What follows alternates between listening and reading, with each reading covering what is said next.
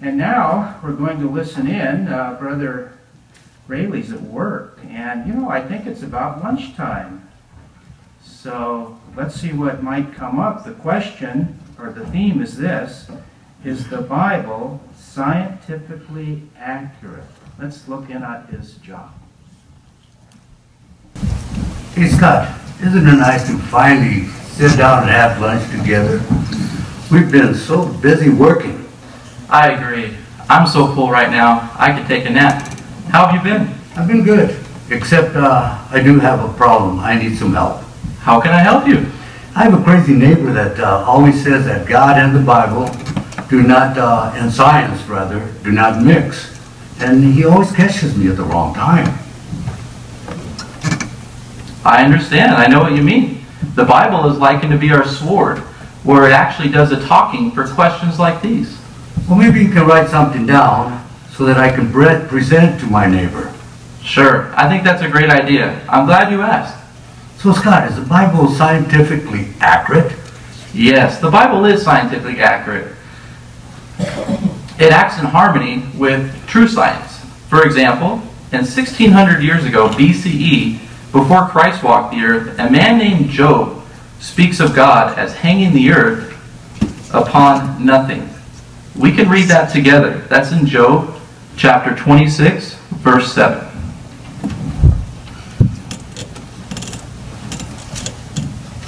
He stretches out the northern sky over the empty space, suspending the earth upon nothing. Wow. Do you want to know the phenomenal part about this revelation? Yes, tell me. This was 1600 years BCE, at a time when there were hundreds of wrong ideas about the shape of the earth. Many ancient people believed that the world was flat, like a disc, and it was supported by a giant animal, such as a buffalo or a turtle. That's funny, I don't believe that.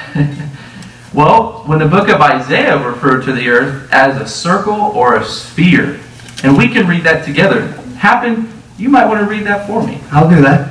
That's in Isaiah chapter 40, verse 22. That says, "There is one who dwells above the circle of the earth, and its inhabitants are like grasshoppers. He is stretching out the heavens like a fine gauze, and he spreads them out like a tent to dwell in." You read very well, Carlos. Now keep in mind, this was thousands of years ahead of its time. Yes, I see that. I wrote down Job 1:26 and Isaiah 40:22. Is there any other scriptures that can help explain to my neighbor that science and the Bible do agree?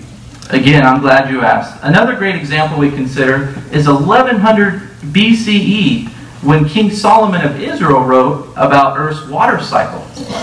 How the water evaporates from the sea, it forms into clouds, and then precipitates back to the land, and then returns back to the sea.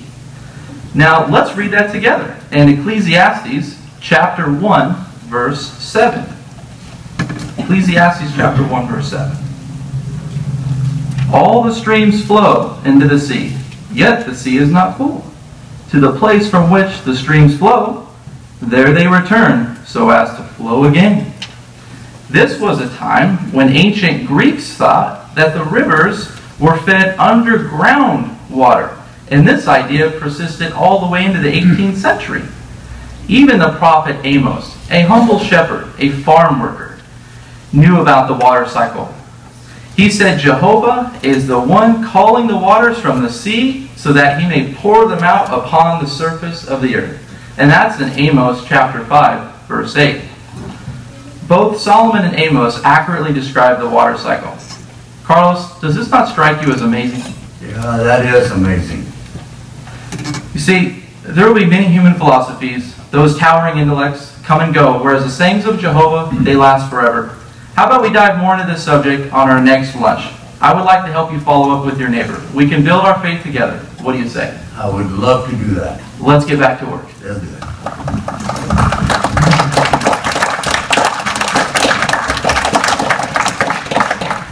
Well, we'd like to thank you very much, and now they know what the sisters go through each week. That was our first two brothers that gave a demonstration. We've had family members at family worship, but now we have two brothers, and that was done nice in a very realistic setting.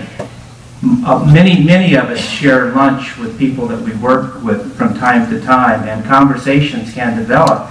And no doubt the reason your workmate, Carlos, approached you is because he probably saw you doing at work Bible reading or Bible study or Bible research, and so he knew just who to go to get the information correctly. Now, Brother Rayleigh, we asked you to apply a study point 40 on that on page 223, accuracy of statement.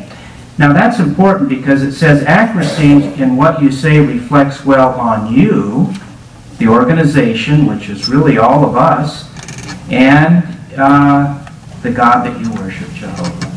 So sometimes people think, well, we need to be accurate when we're dealing with the Bible, but it's really more than that. Sometimes we just deal in facts and figures, and those should be accurate too. So we should not hesitate that if somebody asks us a question, if you look on page 224, how to do it, resist pressure to give an answer when you are unsure.